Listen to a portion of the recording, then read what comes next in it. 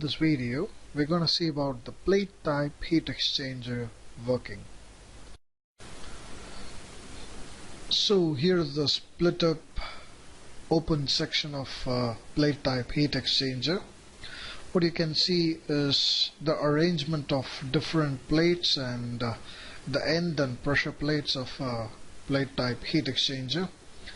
So with this in mind, we will just look at the operation and simple construction of it.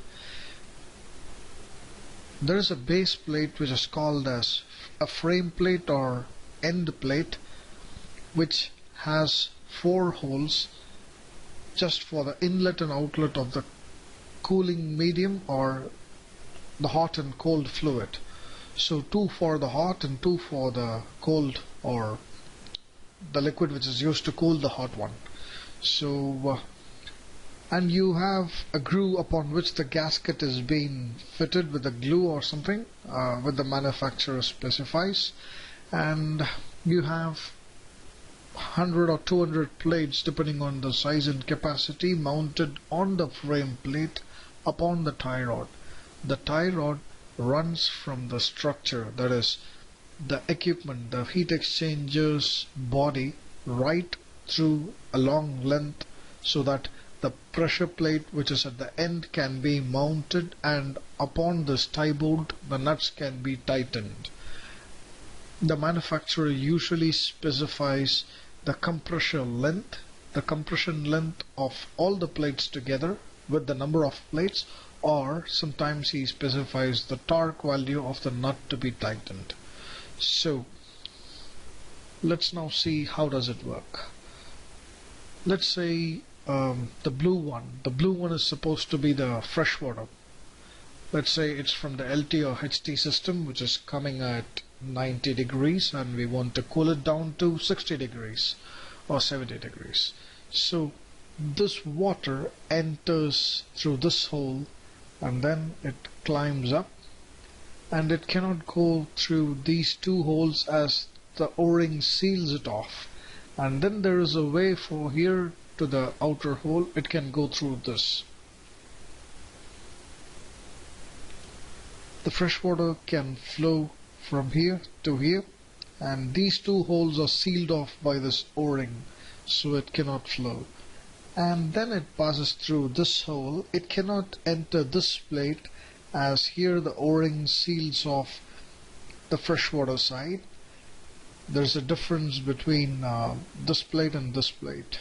The end plate has access to only these 2 holes, as other 2 holes are sealed off by the O-rings, and this plate is having access only to the seawater side, and other 2 holes are blanked off or sealed by the O-rings.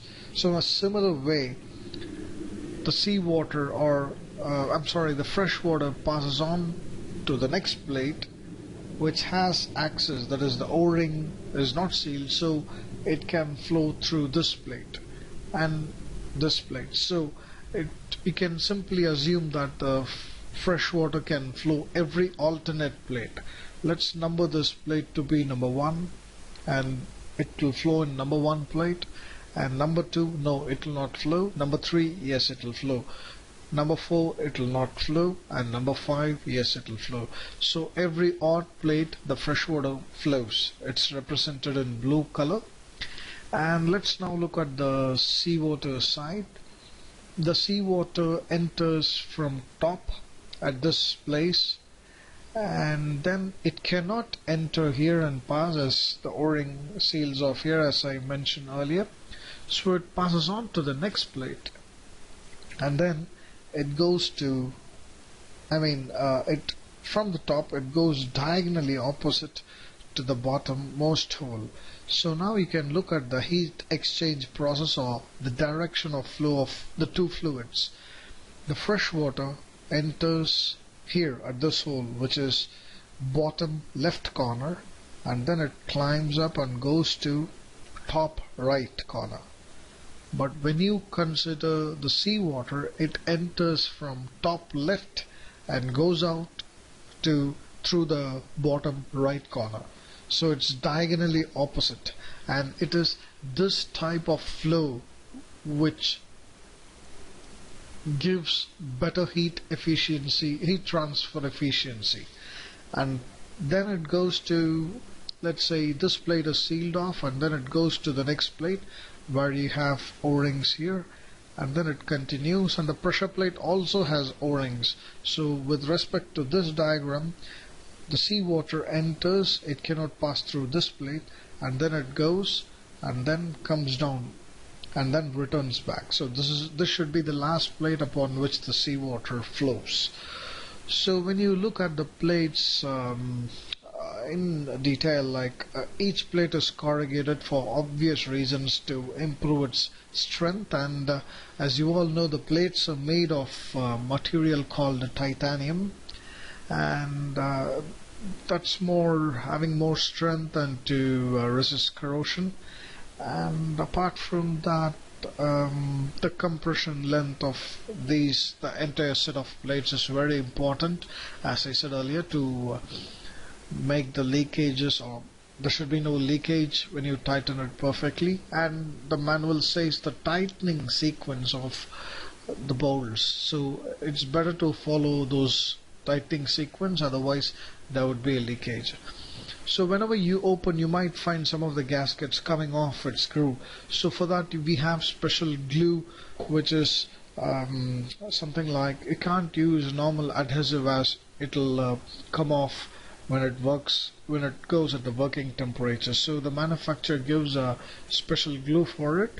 We can use it and then fix or press the gasket, and then leave it for at least 30 minutes to 1 hour so that it dries up, and then you can fit it up. So that's it about the plate type heat exchanger. We'll see more about the plate type and shell and tube type heat exchanger and the expansion arrangements in the future videos.